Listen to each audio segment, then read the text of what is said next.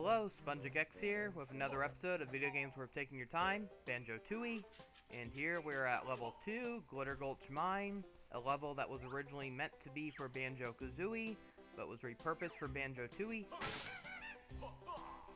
Now, I don't know what other people think about this level, but personally, this is one of my least favorite levels in the game. I don't know, I just found it kind of boring overall. It's just, mostly just a bunch of mines and dirt, coal everywhere. I mean, there's a few interesting bits of scenery here and there. Some of the gem piles you can find look kind of cool, but I don't know, it's just a very dark and gloomy level throughout, and just not visually as appealing. I think the music is, okay, though, and I like how, if you listen closely, you can hear that some of it was clearly, from Click Clock Wood in Banjo Kazooie. Like, some of the music notes they used for the, track definitely resemble Click Clock Wood.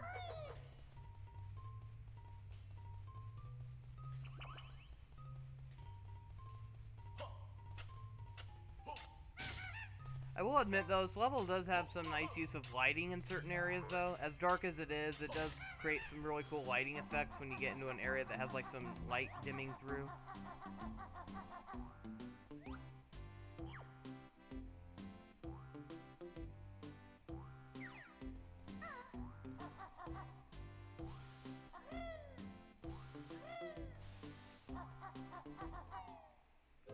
I also think Glitter Gulch Mine has one of the worst, like, transformations in this game. There's also another one, but I'll get to that much later. But, overall, like, I remember thinking the detonator was one of the most, disappointing transformations in this game. All it does is create explosions, something that the game already allows you to do with the grenade eggs. So it just makes this transformation feel very pointless. Not to mention, it's one that can even hurt himself. Whenever you explode, Banjo loses a health, so it's a very risky move to use. Luckily, I have the honeycomb back cheat activated, so...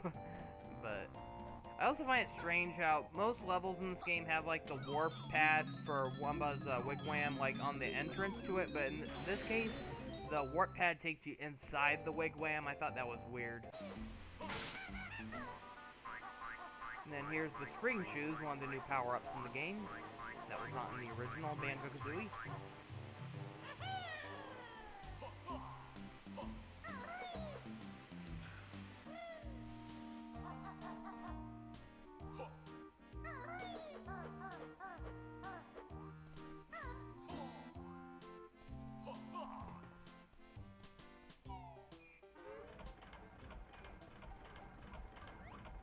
Yeah, like, the lighting in this game is very impressive compared to the original.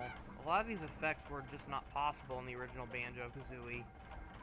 It's another reason I'd love to see a remake of Banjo Kazooie. I'd love to see how the game would look like if it had proper lighting effects. It'd also be really cool to see how much improved Banjo Tooie could look as well if it had improved graphics.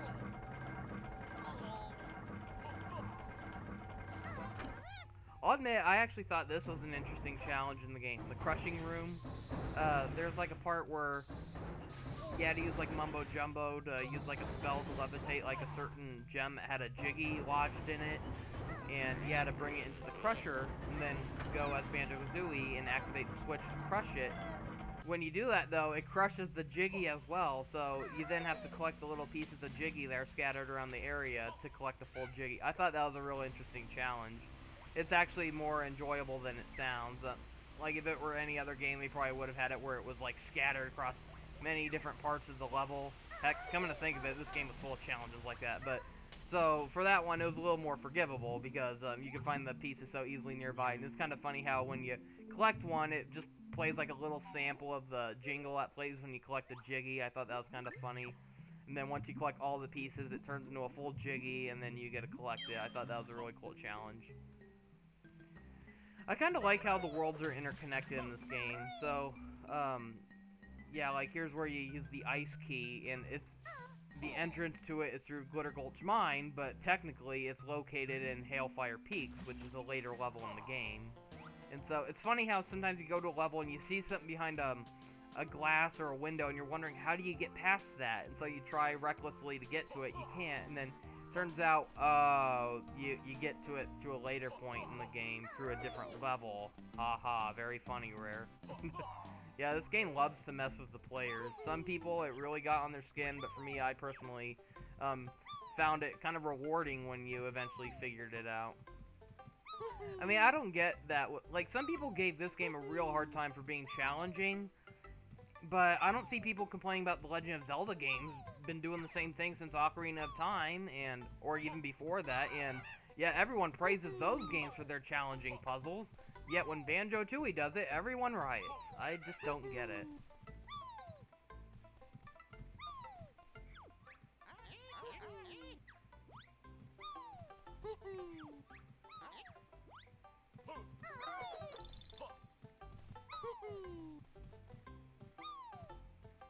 Yeah, there was a mission earlier in the game in Mayan Temple that where you had to backtrack between these two levels in order to get a Jiggy. So this prospector, he's sad because his best friend, Dilberta, I think was her name. She was like that little rat thing. She was trapped in a jail cell in Mayan Temple, and you had to break her out.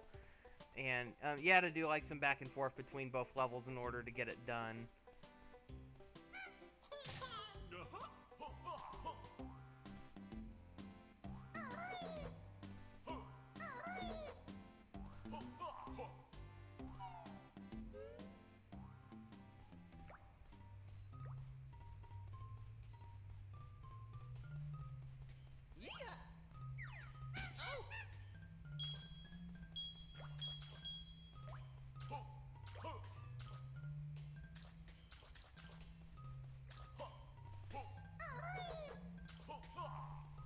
I don't know why, but this entire section was kind of like my favorite part of this level. I don't know why. There's just something about it. Like I guess this was just kind of like the more easier or recognizable part in the game. I mean, so many of the areas in this level just feel so similar, and so there's something about this one where it stands out. I mean, you have like this little cabin over here that has like a basement that's really dark, and you have to activate like some lights to turn it on, and then eventually you go to like a branching pathway where one end takes you to like something that has like a glowing red end where the other looks kind of murky. I just remember that being more memorable. There's something about those areas that stood out.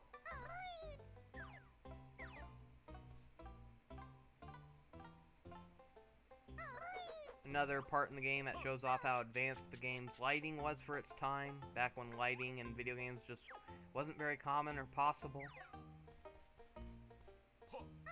Yeah, you'll get many instances like that throughout this game. There's just so many different, like, variety of lighting and shading effects, and it really helps make this game stand out.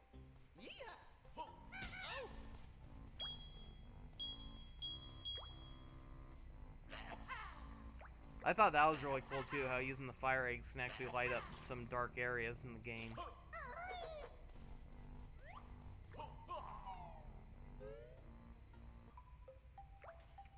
Here's the branching pathways.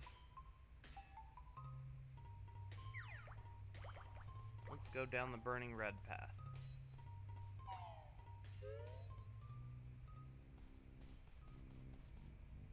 It just takes you to a room full of like energy generators. You gotta shoot fire eggs into them to light them up. I've already completed this challenge though, so no point in going through it. But yeah, one thing that bugs me about this game though is how usually in challenges like this, these scenes are unskippable. So it's like if you fail it and you have to try again, you're forced to watch those cutscenes again. So yeah, if they ever remade this, I'd definitely give players the option to skim through that or skip it.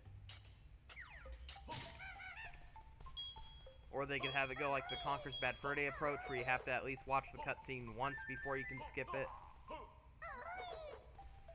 So, one thing that was very interesting about this game was how it was kind of pointless, though, if you think about it, because there's already so many different ways to warp through levels in this game. But, so, there's like a train that you have to get, and the only interesting part about it was you only got it after beating a certain character in a boss fight. However, the character is definitely the easiest boss in the game. It takes, like, no challenge to defeat him. But it was still kind of a fun and memorable part of the game. It was kind of humorous, too. The boss's name was Old King Cole, and Kazooie makes sure to make a pun about it. Let's see, the train, I mean, it was a kind of cool idea, but overall, it's like, yeah, it felt kind of unnecessary to the game. I mean, I guess it's exciting for those who like trains, but I mean, that's one thing I kind of liked about this game. Although not everything blends together, it has a little something for everyone. It has, like, if you're a dinosaur lover, there's a whole level dedicated to that.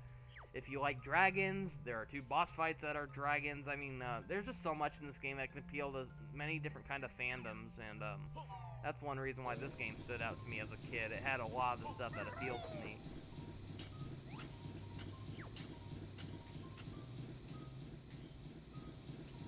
Yeah, the train is, heck, this train is basically needed in order to advance through a much later level in the game called Grunty Industries. I'll admit it was kind of a clever challenge of sneaking into it, though, because when you first go to Grunty Industries, you're locked out of the building, and there's no way to get in, but you find a little train activation switch that opens up the train station for Grunty Industries. There's a train station inside the building, apparently, and so that then gives you the cue that you have to go to a previous level where the train was available. You have to call it up and write it to the now open Grunty Industries, and then once you do that, it takes you inside the building, and so you've snuck your way in. I thought that was kind of clever. That was the only thing I really liked about the train. I've seen some reviewers complain about that. They thought that was frustrating. I thought that was cool, actually. I thought that was really clever, because I remember as a kid when I first played this, I was wondering, like, how the heck do I get in? And it made me feel like I was actually Banjo and Kazooie in that situation. It's like they're desperately trying to get in, and they're wondering how do they do it, and then they came up with the plan. We gotta get in through a train. And I just loved how this game really allowed me to use my brain, even at such a young age. It helped that I had a guidebook too, so when I got really stuck, I eventually, looked it up. But keep in mind, I actually didn't have the guidebook to read. I actually used it just to look at the pictures when I was a kid. It was basically a spoiler for me. I was just looking at the images without reading it, and it was getting me hyped up for the game itself. So, yeah. Although I had a guidebook, I didn't really use it to my full advantage as a kid. So, a lot of the stuff I had to figure out for myself. Yeah, I was a lazy kid. I didn't bother reading much when I was a kid, but... So, we're about to head off to my favorite level in the game, Witchy World. From what I've read, a lot of people say they love this level as well. It was originally supposed to be for Banjo-Kazooie as well, but... Also, here is where you can get one of the stop and swap items, rewards, which is one of the most interesting transformations in the game, and also one of the most unique ones. So, not only is this the only transformation you'll find in the hub world, but it's also the only one that has a very differing effect that can be carried out throughout every single level. So, most transformations transform Banjo, obviously. So, this one was quite a shock when you first do it. It's like nothing happened, but then you realize Kazooie is suddenly a dragon, and I thought that was really cool. So, the Dragon Kazooie allows her to breathe infinite fire instead of pecking, and she can also shoot infinite fire eggs. That's one thing they don't bother mentioning, but it's a really cool feature to figure out. Yeah, she can now shoot infinite fire eggs. Doesn't matter how many she has, as long as you have one in your party before transforming, you'll never lose count of them.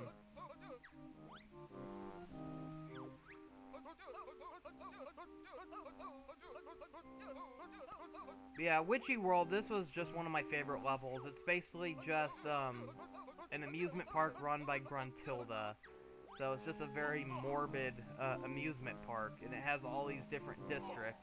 So it's clearly kind of like inspired by Disney World in a way, because it kind of has like something at parodies Frontierland, Tomorrowland, and some of the others. But except in here it has like a space land, a western land, and a horror land. But then you also have like these lousy food concessions, some real sleazy workers that will try attacking ya. And then there's the big circus tent where the big boss fight lies in, and it was against a giant inflatable balloon monster. Yeah, I just remember having the most fun playing this level as a kid, and even replaying this game, I can still say, yep, this is still my favorite level. There's just so much variety to it with all the different amusement districts. the music changes, the different colors and lighting throughout this level. It's just got so much variety. That's something that I feel was missing in, you know, a game like Yooka-Laylee, which was the spiritual successor. I felt like too many of the levels were just too big and too much of the same thing over and over. It's like, for reasons that people complained about Banjo Tooie's levels being too big and similar, I thought Yooka-Laylee made it much worse.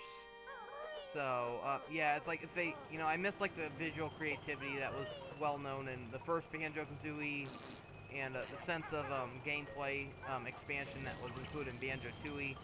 I like Yooka-Laylee, but I thought it felt dumbed down compared to what Banjo, Kazooie, and Tooie offered. I will say though, I enjoyed it more than Nuts and Bolts at least, so that was something. But the only thing that I overall, like when controlling Yuka and Laylee, I thought Banjo and Kazooie were more fun to control. However, if there's one thing that I'll admit Yuka and Laylee had over Banjo-Kazooie is that they at least eventually got the ability to fly anywhere, like, once you get to the final level. I thought that was actually really cool, and I wouldn't mind seeing a future Banjo-Kazooie game allowing that.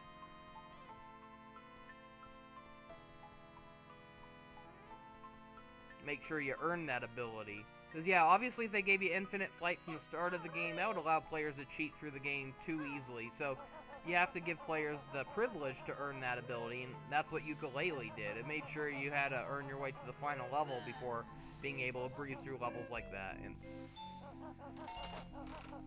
one thing I forgot to mention, though, is that if they ever made a remake or a sequel to Banjo Tooie, like a real sequel, or one thing that they would definitely need to consider is changing how you change your ammunition. So in this game, you collect the eggs, but they're all like collected in the same area. You have to wait patiently for the right egg to show up before you can collect it. And I thought that was actually a very flawed system. It made collecting eggs a little too frustrating and time-consuming, especially in boss battles. So what I would do is, I would just make it, instead of just separate eggs, I would just make the ammunition like a carton of eggs, kind of like a carton of ammo, you know, and so you collect it and then it fills up your selection of eggs with a certain number you need. That's how I would change it. I think that would make collecting eggs or ammunition just much easier.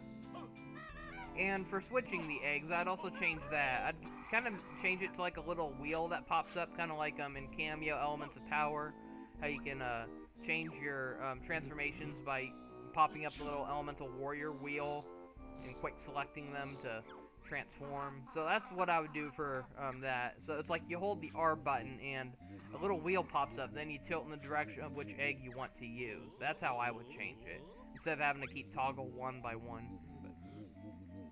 I find it kind of strange how Banjo-Kazooie would want to order burgers from this guy. Like, God, he flat out has 1 star written on his tag, and he's sneezing all over the food. I find it funny how his burgers made cameo appearance in Grab by the Ghoulies.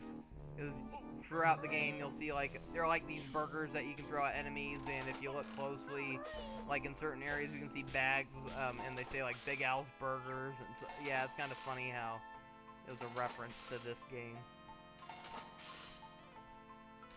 Yeah, Grab by the Ghoulies, that's a game I'll definitely have to go over sometime. It has a lot of Banjo-Kazooie cameos.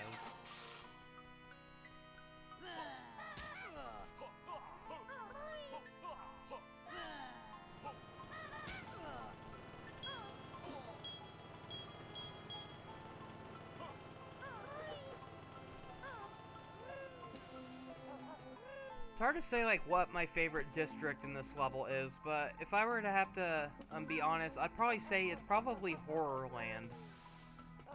The spooky part of it. I don't know, I just thought that one looked kind of cool. I just liked how creepy it looked, and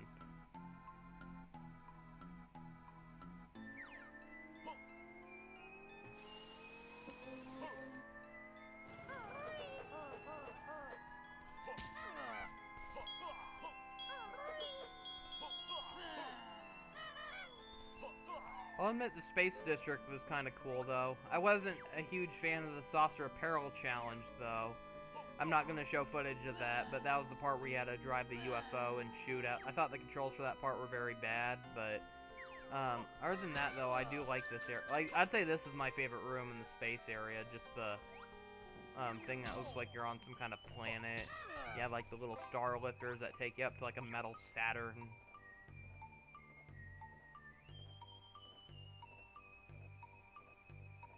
I mean, until Banjo Kazooie Nuts and Bolts came out, this was the closest we ever got to seeing Banjo Kazooie in space.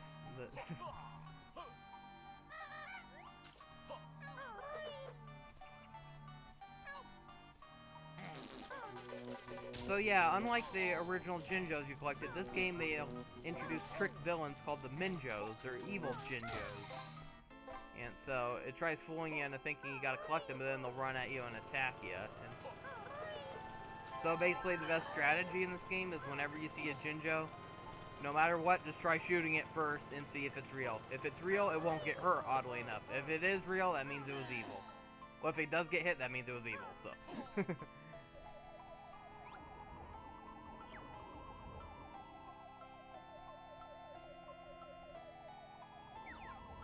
Yeah, I remember, like, I think, this was probably the first game I ever played where I actually noticed, like, they rendered the skies, differently for levels and made them look very unique.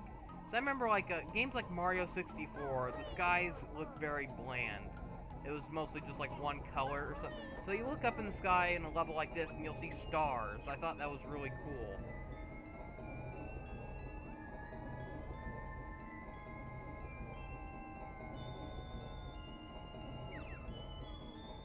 I remember as a kid, I would spend hours just standing around staring at the environments in these games, and for a while it was something that I forgot how to do, and that's kind of a reason why I started this series of video games worth taking your time. I wanted to remind players that there's a lot of interesting details you can miss if you just skim through a game. Try to beat it as fast as you can.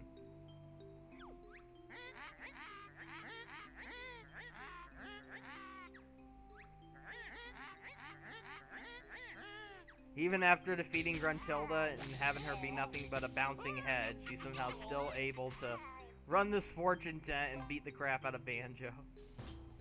I'll admit that was unexpected when I first played this game. I was wondering what was going to happen when you go in there and then, oh, what do you know, Gruntilda's in there and she beats the crap out of you. But there is a lucky chance that if you go in there, you'll unlock a certain cheat where you type it in, it basically gives you a little list of items you can...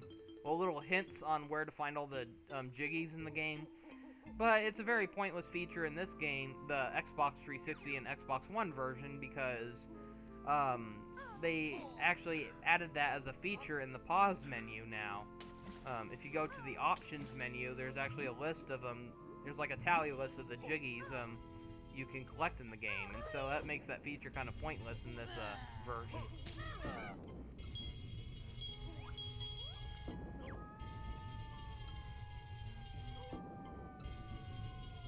Yeah, one thing I find funny, though, is how strange is that for a video game where technically the final boss is in the level the whole time, but there's just no way of reaching them? Or, like, having a final encounter there. So, Gruntilda was right there in that tent, so why didn't Banjo and Kazooie just finish her off there, instead of having to wait to get to the top of the tower and beat her at the final level? You know, it's kind of strange, and... I remember Ukulele did the same thing with the casino level. They had their villain Capital B. He was like kind of like a clerk kind of character, and like he was the one who you gave your tokens to in exchange for the pages you need to advance. And I always thought that was questionable. It's like, so why is the villain giving them the tools they need to defeating him? It's like he needs those pages for his plan to work, and he's just giving them away in exchange for casino currency. I don't get it. You know, it's so strange.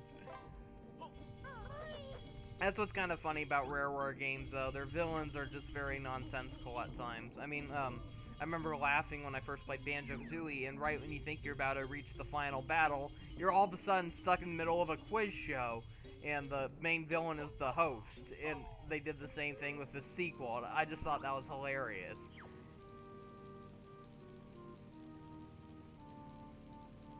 Or heck, it goes all the way as far back as Donkey Kong Country, where after you defeat King K. Rool and the credits roll, they try throwing off players by having King K. Rool actually get up in the middle of the credits and start attacking. It makes you realize the game is still not over. He faked his own death during the credits. And that was just so funny. I've never seen a video game have like a false sense of credits before. And to think of how old that game was too. I mean, I haven't really seen a game break the fourth wall with like fake credits since Kid Icarus Uprising. That was what, back in 2011 or 12 on 3DS. Because I remember after he beat Medusa, they tried fooling you into thinking the game was over so soon, but then the real villain Hades shows up and he just tears up the credits and reveals it. I thought that was really funny too. And I like it when games can do that, can really throw players off guard in a way that's not too frustrating.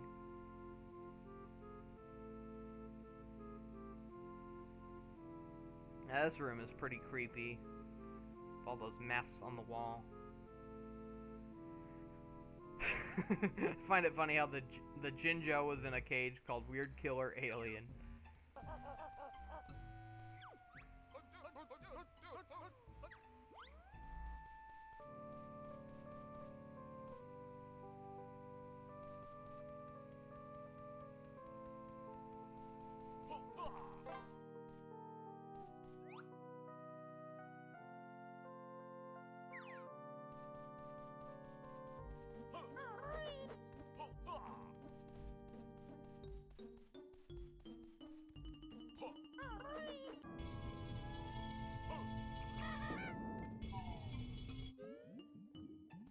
This is probably my favorite part of the Horrorland, just the Inferno area.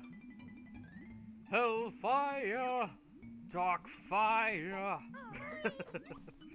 Such an underrated movie.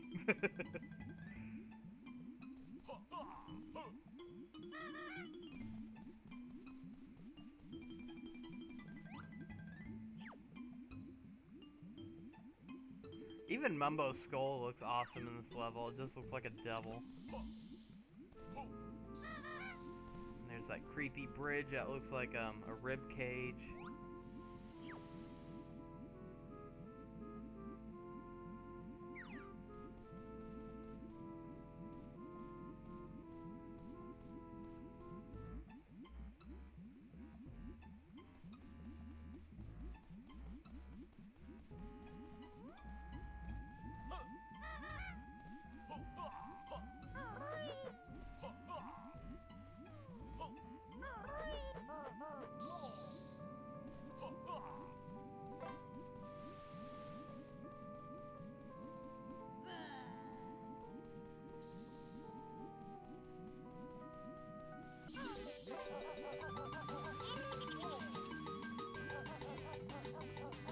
Damn fire imps.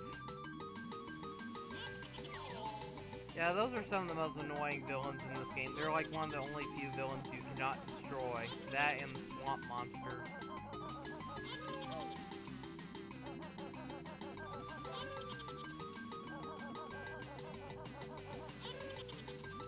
Yeah, one thing I forgot to mention, it's kind of interesting how, like, when Kazooie turns into a dragon, if you notice, her voice pitch is a lot slower and deeper. Oh, what do you know? Bowser, I found a cameo of you in a Banjo Tooie.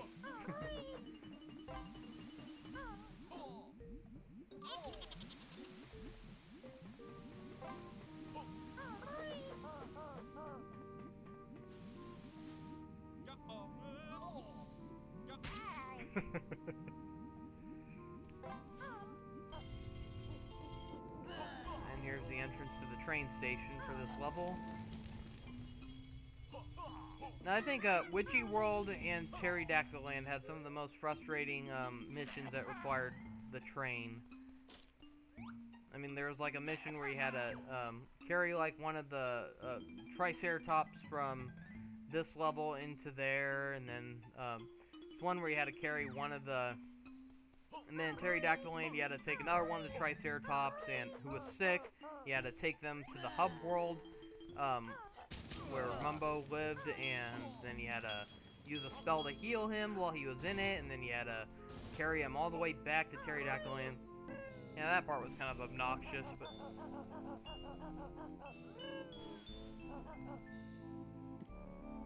I have no idea what this guy is. I mean, color scheme-wise, he looks like a fox, but I don't know. He looks more like a weasel or something. I don't know what that character's supposed to be.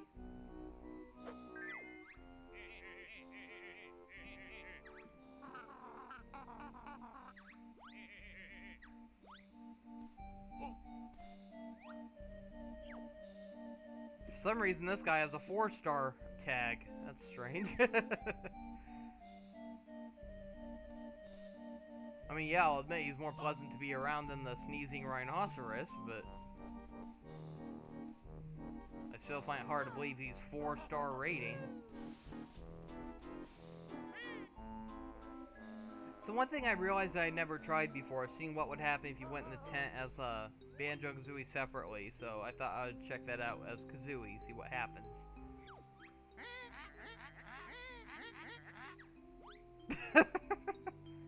Oh fine, dragons aren't wanted? Screw you!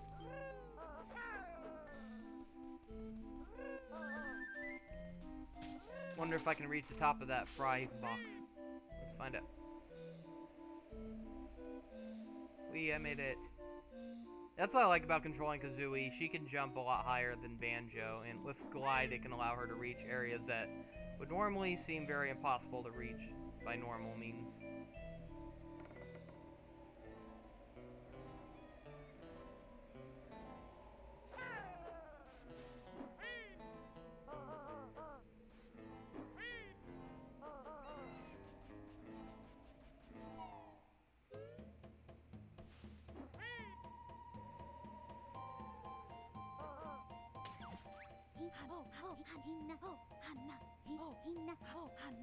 Well, why not?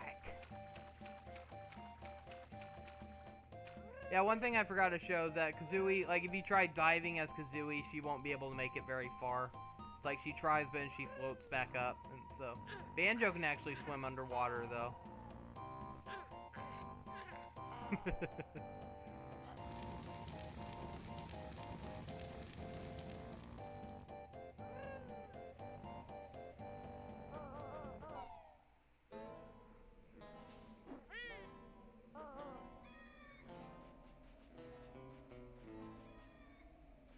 Yeah, if they ever made a sequel to Banjo Tooie, I'd love for them to bring back the split-up mechanic. I always thought it would be cool if they ever made a crossover of Banjo-Kazooie and Yooka-Laylee as well. Not only have it where you can control the characters as they were with Banjo-Kazooie, Yuka, and Laylee, or control them all separately, but I always thought it'd be cool if you could even mix them up and have their movesets change in the process. So have Banjo with Laylee and have Yuka with Kazooie and see like how different their movesets would be when they switch. Maybe even add some co-op, I don't know, but I'd love to see a crossover happen someday. That'd be really cool. There's so many similarities and parallels with the characters and stuff like that, that'd be cool to see them somehow interact with each other. I could definitely see there being like some new hybrid items as well, like the Jiggies and Pagies would be replaced with like a hybrid, so it'd be like jigsaw pieces, well, it'd be like book pages shaped like puzzle pieces or something. That'd be kind of clever.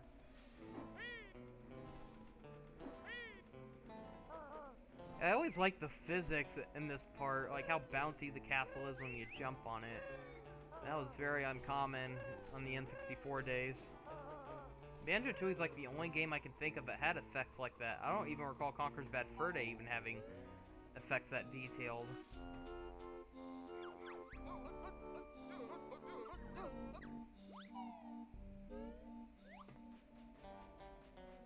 So, let's mess with Humba Wumba with Banjo now. We already did it with Kazooie. Let's annoy her with Banjo.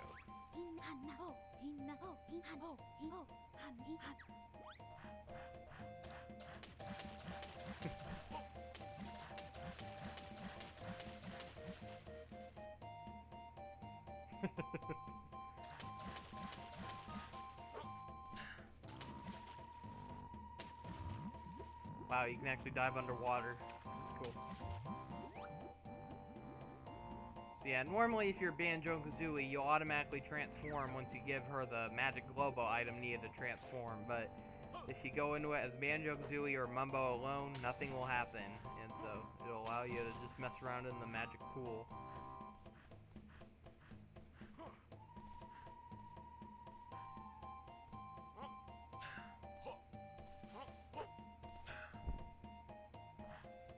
Hey, Humba, let's play. Come on. You're no fun. Get in the sack. Get in the sack.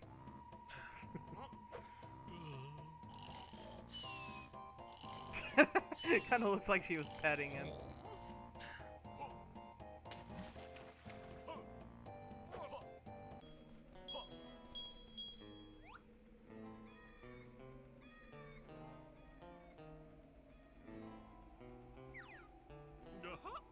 Reunited and it feels so good.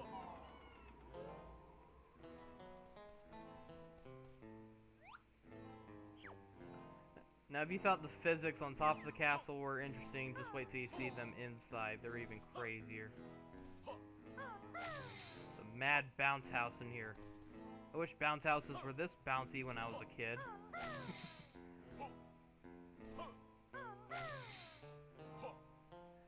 I mean, I'm so used to seeing, like, if video games have, like, bounce mechanics like that in levels, it's always, like, on one certain area, though. And so, it's crazy how they made, like, every little inch of this floor have, like, some kind of bounce reaction. That was crazy.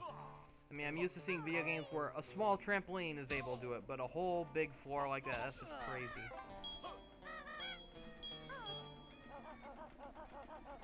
I still wonder how Rare managed to pull that effect off at the time.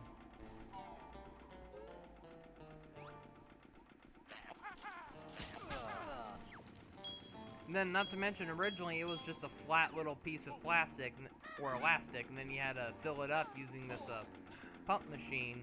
It required both Banjo and Tooie to step on two separate switches at the same time, and that was one of the first major instances in the game where you had to use the split-up mechanic. So here's what I consider one of the best transformations in this game, the van. So, it's one of the few transformations where Banjo and Kazooie are indestructible. They cannot get hurt whatsoever.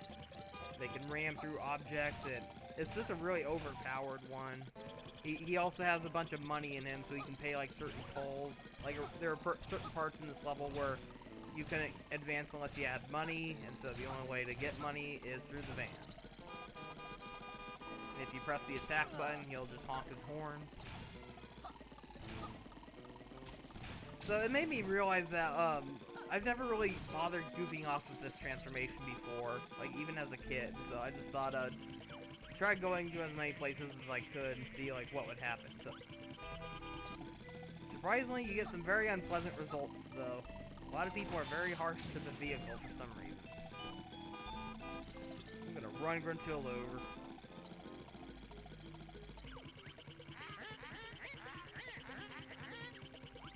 Oh, I can't be there, huh? Fine. I'll make my own with blackjack and hookers.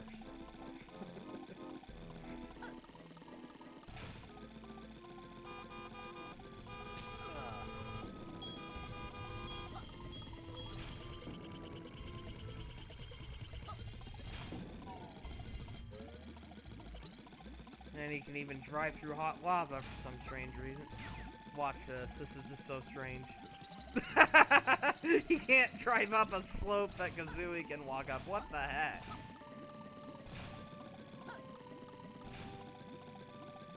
Wow, you can actually go inside Bumbo's hut.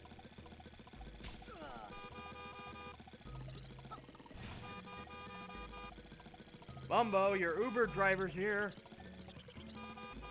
Get in, loser. We're going shopping. Fine. Guess you don't want my help. I'm just gonna sit in your throne.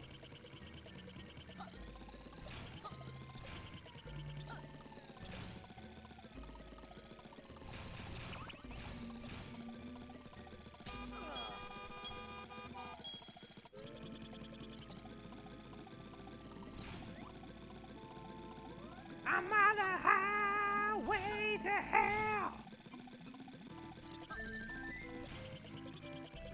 He can actually drive up the rope. He slips on the tent? Wow. What kind of... This car obviously does not have four-wheel drive. I just love how destructive the van is. It's so cool. Yeah, I forgot to go into this area as Banjo. The entrance to like the little bumper car mini game. Dodge Jump Dome. I thought the scenery in this area was kind of nice. And there's also a little Rare cameo in here. It's very easy to miss, but you look over here, you'll see Rare's old mascot, Mr. Pants, as a constellation.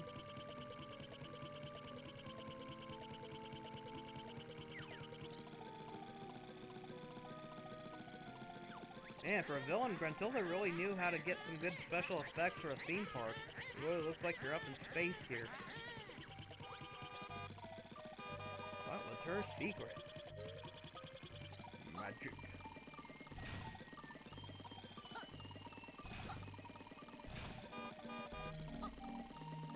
Can I get a burger at least? Man, why is everyone so racist towards vehicles? Jesus!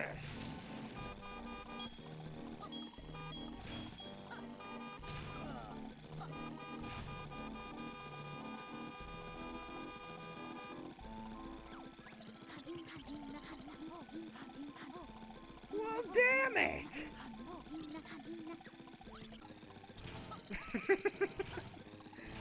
Car can even go in the bounce house. I've always wanted to do this.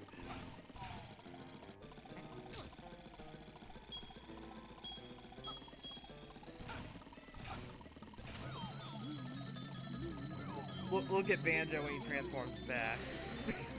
For some reason, he's upside down on his back during that part. I don't know why,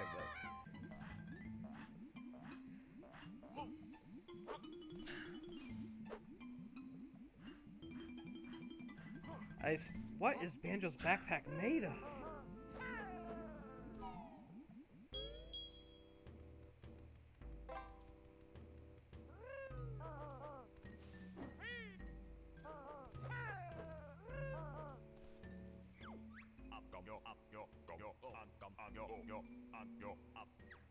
But why? I just don't get it.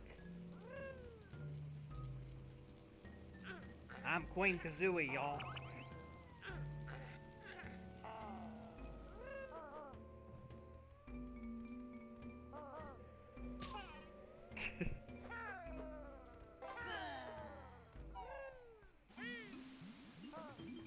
Well, I'm gonna do one last thing before we wrap up this video. Get a good view at the top and just glide around. Well, that's all I have to show for now. Thank you for watching. See you next time. Goodbye.